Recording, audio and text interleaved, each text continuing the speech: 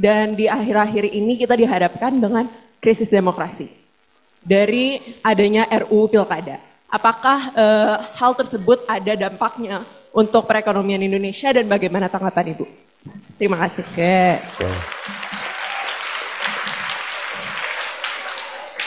Saya kan pernah bilang pada kalian, pacaran itu sama kayak ilmu ekonomi, supply dan demand. Kamu terlalu banyak ngasih perhatian, supply-nya terlalu banyak, harga jatuh. Oke. Perkenalkan, nama saya Muhammad Al Tajudin dan saya dari jurusan Ilmu Ekonomi Islam. Wah. Dan saya ingin menanyakan kepada Ibu, apa pandangan Ibu sebagai salah satu pakar ekonomi? What do you think tentang ekonomi syariah? And if you in a position menjadi someone who do ekonomi syariah, what will you do or what will you improve? Terima kasih, Bu. Oke, assalamualaikum warahmatullahi wabarakatuh. Kembali lagi di channel Gambas LC. Ini ada video Bu Sri Mulyani atau juga Menteri Keuangan kita, guys. Ya, menjawab atau menanggapi pertanyaan tentang terkait dengan krisis demokrasi di Indonesia saat ini, guys. Wow, ini lagi viral-viralnya, guys. Gas.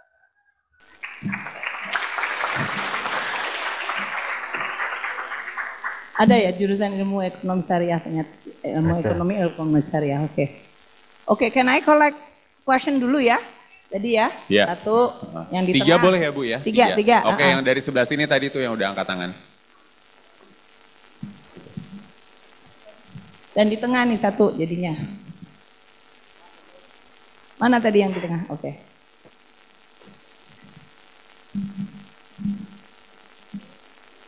Tes, halo. Perkenalkan, saya Fazal dari jurusan manajemen.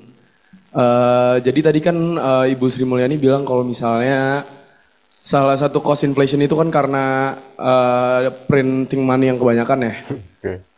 Kenapa Amerika itu bisa print money banyak banget sampai maksudnya 80% USD aja tuh nggak ada di Amerika gitu. Kenapa mereka bisa tetap kuat, malah makin kuat gitu semakin tahun. Sedangkan Indonesia juga yang selama ini trennya gitu-gitu aja gitu. Masih Bu, Assalamualaikum. Very good question. Oke. Baik, terima kasih atas kesempatannya. Perkenalkan kembali saya Faiza dari Ilmu Ekonomi Angkatan 2024. Saya ingin bertanya, kan Ibu udah melewati banyak krisis selama karir Ibu, dari krisis moneter, global financial pas tahun 2008, dan di akhir-akhir ini kita dihadapkan dengan krisis demokrasi. Dari adanya RUU Pilkada. Apakah hal tersebut ada dampaknya untuk perekonomian Indonesia dan bagaimana tanggapan Ibu? Terima kasih. Seru nih ya. Oke ya. Arif, kamu write down. Yang pertama tadi pertanyaannya mengenai ekonomi syariah. Pertanyaannya to be exact, mungkin lebih pada pandangan saya dan peranan saya atau apa Kalben? Oh, memegang ekonomi. Aku udah memegang ekonomi syariah, Mas Muhammad. Karena aku ketua Ikatan Ahli Ekonomi Syariah, IAEI. Dan sekretaris dari Komite Nasional Ekonomi Keuangan Syariah, KNEKS. Ini ya, aku manggilnya kamu Muhammad atau apa kamu? Alwi ya. Alwi. Ekonomi syariah, tadi yang saya sampaikan ya. Basically prinsip ekonominya adalah sama dalam artian market mechanism, economics-nya adalah how to make decision based on resource yang terbatas, gitu kan? Dan untuk tujuan memaksimalkan tadi kepuasan atau keuntungan untuk produsen. Namun dengan syariah filternya adalah value judgment. Jadi saya sampaikan, kalau teman-teman yang mau menekuni ilmu ekonomi syariah, banyak sekali yang mungkin lebih menekuni lebih kepada legalistiknya. How to, umpamanya saya menstruktur surat utang, tapi surat utang yang syar'i. Itu dia didesain sehingga ada underlying asetnya. Tapi basic mekanisme dari surat utangnya nggak berbeda. Saya menginsu surat berharga yang ada underlying asetnya sehingga dia dianggap syar'i. Dia mengikuti keturunan ke peraturan syariah. Dia dijual di market, dia dibeli entah oleh investor dalam negeri atau luar negeri. Mereka yang membeli selain dia punya preferensi kepengen punya instrumen yang syar'i, dia juga tetap ingin memaksimumkan investmentnya dia. Jadi kalau dia rate of returnnya tinggi, dia akan beli. Kalau terlalu rendah, aku cari instrumen yang lain. Kan kayak gitu ya. Oke. Jadi saya akan menyampaikan pada Anda untuk kalian yang ingin nanti ya terus belajar mengenai ekonomi syariah. Jangan lepaskan kompetensi Anda mengenai economics-nya. Karena saya sering lihat banyak yang lebih menekuni pada legalistiknya. Sehingga akhirnya kalian tidak bisa mentranslate dari behavior manusia. Behavior manusia itu relatif sama. Meskipun ada screen value-value, ada yang disebut pantas, nggak pantas, halal, haram. Tapi di luar yang halal, haram, kalau sudah halal sama aja. Saya akan cari barang yang paling baik kualitasnya, paling murah dan paling affordable. Oke. Di luar haram dan halal, kalian akan tetap membutuhkan good governance, prinsip efisiensi. Jangan bilang kalau, oh ini halal loh, tapi barangnya kualitasnya nggak keruan, harganya tinggi banget. Pokoknya kamu harus beli ini karena ini halal, yang lain itu haram. Itu pasti nggak akan jalan. Oke, betul. Jadi tetap prinsip-prinsip ekonomi mengenai efisiensi, tata kelola, itu kalian harus juga pelajari competition, transparansi, itu menjadi sangat penting. Itu ya. Jadi seperti tadi IAEI, kita banyak cabang sekarang, ilmu-ilmu ekonomi di semua universitas. Dan saya terus terang menginginkan kualitas dari pelajaran ilmu ekonominya itu ditingkatkan. Oke, Bu, siap, Bu. Banyak yang kalian belajar ke luar negeri, tapi saya juga akan minta supaya kalian belajar di semua bidang sehingga kalian kemudian bisa menerapkan azas keislamannya di dalam bidang tersebut. Kalau saya sebagai orang Islam rahmatan lil alamin, ya saya menganggap Islam itu adalah rahmat. Sehingga dia bisa diaplikasikan di semua hal dengan prinsip-prinsip value keislaman yaitu kepantasan. Kalian lihat kalau kalian umat muslim mengukur apa saja, janganlah kurangin takaran walaupun sebiji pun. Meskipun nggak dilihat sama konsumen, kalian sebetulnya bisa ngurangin 1 kilo beras diambil 1 jumput, dia nggak tahu. You can do that, you have the opportunity to cheat. Tapi Anda nggak akan melakukan. Karena your value keislaman. Kalian bisa mengeksploitasi orang yang lagi hype mengenai syariah. Tadi investasi di kebun kurma, investasi yang akan menghantarkan keuntungan dunia dan akhirat. Wah, orang kan nggak tahu akhirat dan kemudian dieksploitir. Itu yang menurut saya perlu untuk dijaga. Jadi saya tetap menjaga bahwa value-value keislaman dan general humanity value, ya, kemanusiaan itu pada dasarnya dikait atau diikat oleh sebuah value-value yang sama, itu kalian tetap jaga. Siap, Bu. Yang kedua tadi, Fajar pertanyaannya mengenai inflasi dan printing money. Kok Amerika bisa sih printing money banyak sekali tapi dia nggak inflasi, dia kena inflasi juga ya. Yang sekarang ini. Dan actually inflasi yang kemarin kejadian tahun 2022 sampai 2023 dan sampai sekarang itu taken aback, membuat kaget juga.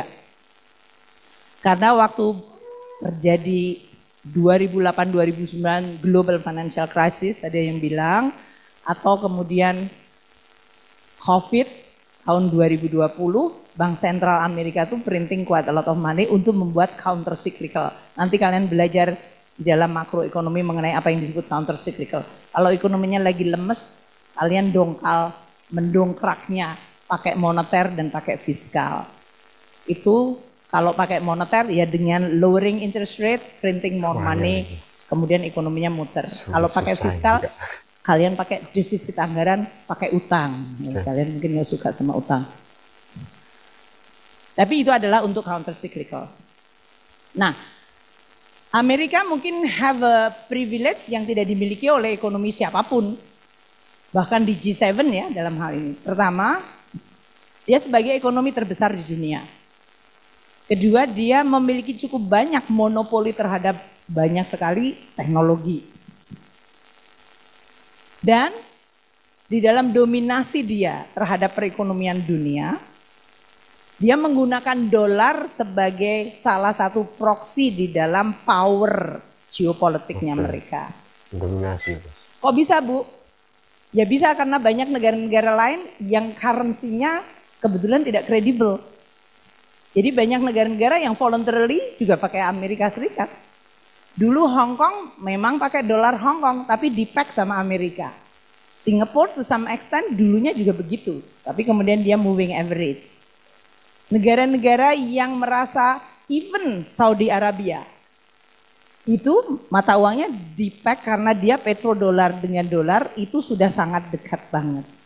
Jadi banyak negara-negara yang menganggap bahwa saya kemampuan untuk mengelola monetary policy-nya, how much money should I print, bagaimana menentukan interest rate, bagaimana meng-create growth, karena bank sentralnya masih dalam infancy atau belum punya reputasi, mereka biasanya kemudian paling gampang supaya ekonominya enggak jadi inflasi, overrun dan yang lain, di-pack aja ke dolar. Terutama mereka yang memang very close ke Amerika Serikat, entah karena petro, entah karena investment, entah karena perdagangan yang lain.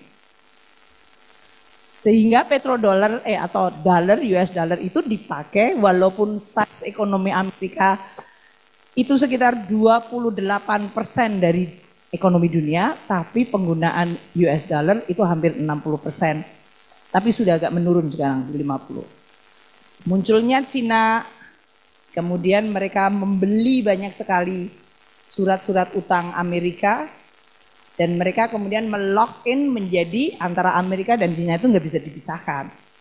Nah ini terjadi apa yang disebut geopolitical power competition. Dan disinilah mulai muncul gimana kalau kita mulai membuat alternatif. Maka RRT mulai menggunakan renminbi-nya. Tapi RRT itu tidak membolehkan renminbi-nya go internasional dulu. Sebelum mereka betul-betul kuat. Baru sesudah dia merasa cukup, dia membolehkan terjadinya transaksi renminbi di luar RRT.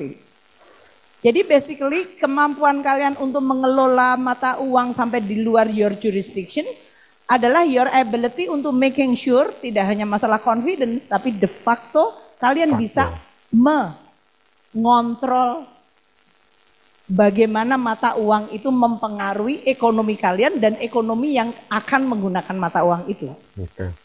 Dan Amerika bisa melakukan itu karena kekuatan ekonomi dan geopolitiknya dia. Kalau Amerika ekonominya memburuk, leadership di dunianya juga melemah, makanya sekarang ini dengan election di Amerika Serikat, munculnya berbagai kandidat dengan berbagai kontroversi, itu Amerika sendiri juga merasa bahwa posisi kita di dunia nggak bisa dijamin akan terus kuat loh. Kalau kita bisa memilih pemimpin yang salah, mereka bisa melemah, gitu ya. Jadi ini juga akan menimbulkan loh, kalau dunia hanya tergantung kepada satu negara, this is too much risk. Maka mulai muncul berbagai macam bilateral swap, muncullah berbagai arrangement currency yang mencoba untuk sedikit menetralisir. Dan proses itu akan berjalan terus, gitu Fajar ya. Okay.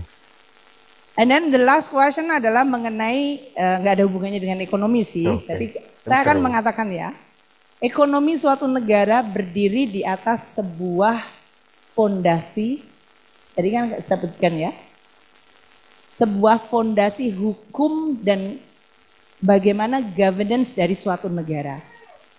Negara bisa maju seperti Amerika Serikat bukan karena dia kemudian diem-diem aja dan tiba-tiba dia ditakdirkan menjadi negara besar, enggak juga. Mereka banyak sekali terjadi perang saudara, perang antar mereka. Mereka sendiri punya senjata, setiap orang boleh beli senjata, bisa saling bunuh-bunuhan. Tapi mereka juga menghasilkan sebuah certainty yang kemudian menimbulkan tadi banyak sekali inovasi. Kapitalisme thrive sangat tinggi di sana. Banyak negara lain, coba kalau kalian baca buku How the Country Failed dari Acemoglu ya, to Harvard. Kalian akan lihat benua Amerika itu kan dari Kanada, Amerika Latin gitu kan, satu daratan itu sebetulnya. How come ada sebuah benua begini, di tengah bisa maju banget, di atasnya juga relatif maju, di bawahnya Amerika Latin agak mundur. The same people, Amerika Latin itu isinya juga bekas penjajah juga, ada Spanyol, Portugis, Jerman ada di sana segala macam. Orang-orang Eropa, the same European people, yang satu mendaratnya di Amerika Serikat, yang satu di Latin Amerika, yang satu di Kanada. How come outcome-nya bisa berbeda? Itu adalah tadi pertanyaan kamu yang ketiga. Negara ini harus diurus dari sisi tata kelola dan tatanan hukumnya. Kalau tatanan hukum dan tata kelolanya sifatnya eksploitatif, maka yang terjadi adalah the winner takes all dan kompetisi akan dimatikan. Maka yang akan terjadi eksploitasi. Sama seperti kejadian kita penjajahan. Kalau Indonesia sudah mengadopsi demokrasi, kita menghormati sistem demokrasi itu. Makanya saya akan sampaikan pada Anda semuanya, saya setiap hari, saya bergaul dengan partai politik, dengan politisi, saya juga dengan kabinet, saya juga dengan investor, saya dengan mahasiswa. At the end of the day, kalian, saya hari ini bisa kalian lihat sebagai dosen, sebagai pejabat, sebagai istri, sebagai ibu, sebagai nenek. Tapi aku nggak punya split personality. Dalam artian kalau saya ke cucu saya, aku menjadi nenek yang baik. Jadi istri yang agak baik. Jadi menteri, rada amburadul. Jadi pemimpin kan ini adalah pemimpin politik juga karena I have to deal with politics. Kacau balau. Ya nanti akan kacau aja. One thing for sure adalah integrity. Makanya saya sampaikan pada kalian waktu itu. Kalau kalian punya prinsip-prinsip hidup yang baik, regardless kalau kamu ekonom, hukum, kedokteran, politik, psikologi, whatever. Kalian pasti diajar dengan value-value yang baik. Dan jaga value-value itu. Di dalam perjalanan hidup kalian nanti, pertama tadi Mas Arief bilang, integrity. Nggak usah muluk-muluk nanti nggak korupsi segala macam. Sekarang kalian adalah jangan nyontek. Gitu aja. Kalau janji tepatin. Itu integrity. Kalau kalian harus mengerjakan sesuatu, lakukan dengan sepenuh hati. Itu adalah bagian dari integriti kalian sebagai student. Yang akan membentuk kalian nanti menjadi seorang profesional. Entah apapun yang kalian akan pilih profesi kalian. Once kalian terus membangun karakter yang baik, itu akan terbawa sampai kalian akan besar. Jadi pesan saya kepada kalian, no matter where you are, uphold itu. Karena itu adalah currency, pegang terus prinsip yang baik. Karena itu adalah currency kalian yang tidak bisa dijual belikan. Itu adalah mata uang kalian yang sejatinya. Dan itu akan membuat kalian hidupnya, menurut saya, kalau menggunakan istilah teman kita yang syariah, itu nanti makrifat. Benar nggak, Muhammad? Ya, makrifat. Makrifat itu artinya mencapai sesuatu yang not just material, not just money, not just fame, but you achieve yang menjadi kodrat kalian. Manusia yang memimpin dunia, memimpin diri kalian sendiri dan memimpin sekitar kalian. Demikian ya. Terima kasih. Assalamualaikum warahmatullahi wabarakatuh. Waalaikumsalam warahmatullahi wabarakatuh. Alhamdulillah, itu tadi yang disampaikan Bu Sri Mulyani sebagai Menteri Keuangan kita. Soal tanya jawab di di pengajaran mahasiswa, guys. Menjawab tanya jawab terkait krisis demokrasi di Indonesia saat ini, guys. Dan itulah yang disampaikan tadi, karena kebanyakan bahasa Inggris, guys. Saya kacau nih, Inggrisnya kacau. Dan semoga informasi atau pembelajaran Bu Sri Mulyani itu tadi bisa menjawab sedikit memberi pelajaran ataupun banyak memberi pelajaran kepada kita semua sebagai rakyat Indonesia untuk selalu kreatif dan inovatif untuk segala hal, guys. Dan santri pun harus kreatif dan inovatif tentang ada ekonomi syariah dan juga tentang ada krisis demokrasi dan apakah negara maju seperti Amerika terdampak inflasi itu dinyatakan Bu Sri Mulyani ada. Oke, semoga mengedukasi. Wassalamualaikum warahmatullahi wabarakatuh. Gambas LC.